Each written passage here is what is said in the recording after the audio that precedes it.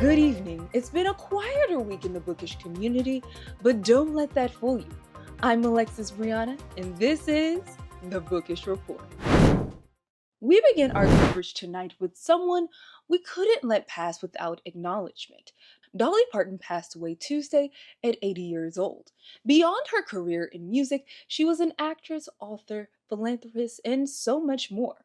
But tonight, I want to highlight what she built for young readers. In 1995, Dolly started the Dolly Parton Imagination Library, a program that mails a free book every single month to any enrolled child from the day they're born until the age of 5, regardless of their family's income. She started it because her own father never learned to read. The program has since mailed over 300 million books and now reaches children across the United States, Canada, the United Kingdom, Australia, and the Republic of Ireland. Since 2011, the Imagination Library has partnered with the American Printing House for the Blind to ensure that children who are blind or low vision are included. 6 titles each year are produced in Braille through a program called Braille Tales. Audio versions of the books are also available as a part of the program. Her team has already confirmed that the Imagination Library will continue to send books to every eligible child. Her family has asked that in lieu of flowers that people consider donating to the library in her honor.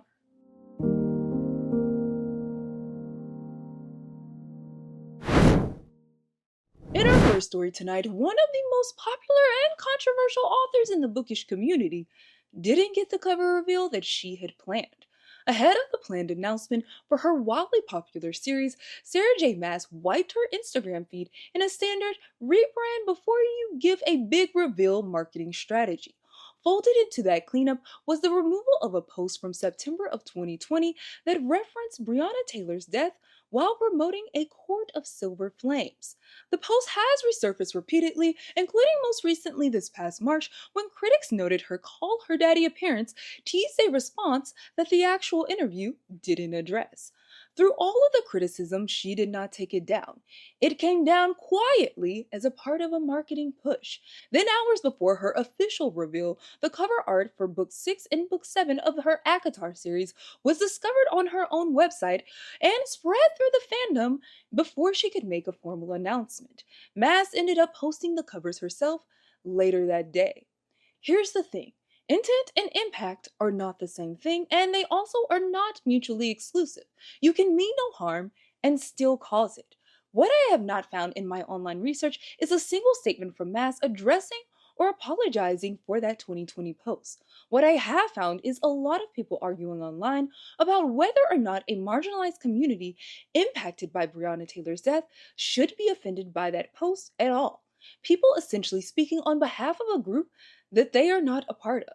That is not how accountability works. And after 6 years of that post staying up through direct and sustained criticism and watching it disappear in the moment where it was in the way of a book launch is a statement, not about what she meant, but about what she prioritized. We will keep tracking this story and update you as we know more. Now on to our newest segment, Under the Radar, where we cover book industry stories that are being overlooked, buried, or just aren't going viral. First, a real fight is underway across several state legislatures over what publishers charge libraries for ebooks and audiobooks. Libraries are not able to purchase ebooks and audiobooks outright, so instead they have to purchase licenses directly from publishers. These licenses often come at a cost 4 to 5 times the retail price and can expire after 2 years or after a set number of checkouts. In May, a coalition of North American library associations sent an open letter to the Big Five publishers calling on them to address what they describe as unsustainable ebook pricing. Rhode Island passed a law in June to limit these pricing models. DC passed a similar bill the same month. And Illinois and New Jersey are joining in and have bills moving through the formal processes in their legislatures. With recent and proposed cuts to public library funding, the current ebook licensing structure could have significant impacts on online public library inventories across the country. Next, publishing may be getting even more expensive. The US Copyright Office has proposed a fee increase for copyright registration.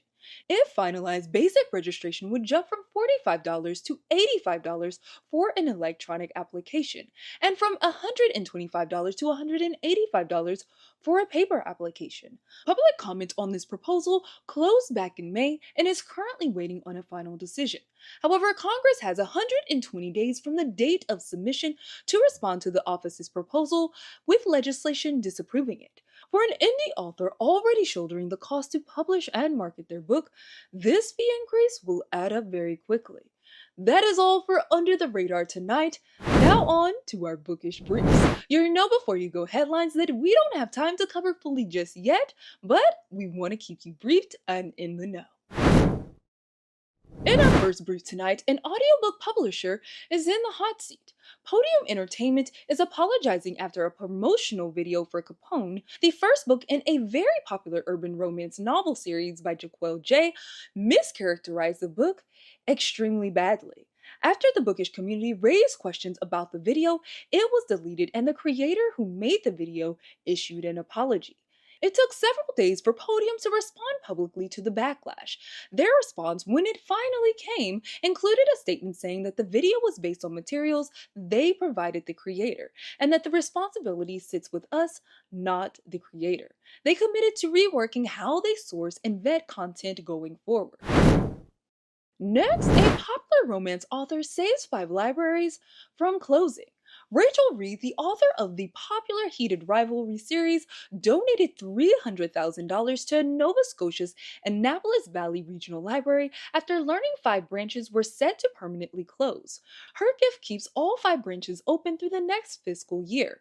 She told CBC in an interview, "I don't know what the point is of being a successful author in Nova Scotia if you're not going to use it for the good."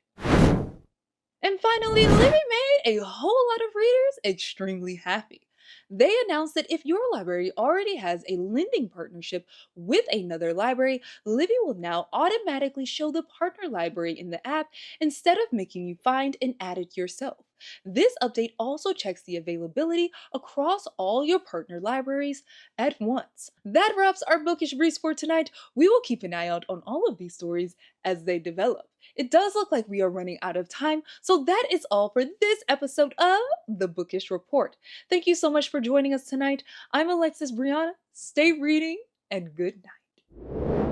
Y'all, this was another fun episode of the Bookish Report. Thank you so much for supporting this series. I hope that you are enjoying it as much as I have been enjoying creating it. And also, I would love to know down below, did you enjoy the Under the Radar series? I really want to just bring light to some stories that have come across my desk. They may not necessarily be the things that always pop up on our timeline, but I do think that they are important to highlight. So definitely let me know down below how you like that segment. And if you made it to this point in the video, welcome to the end of the video, crew. I always love to know who's joining for the entire video, so be sure to put a clock icon down below in the comment section. And if you enjoyed this video, be sure to subscribe, like, and hit that bell so you don't miss a new video from me.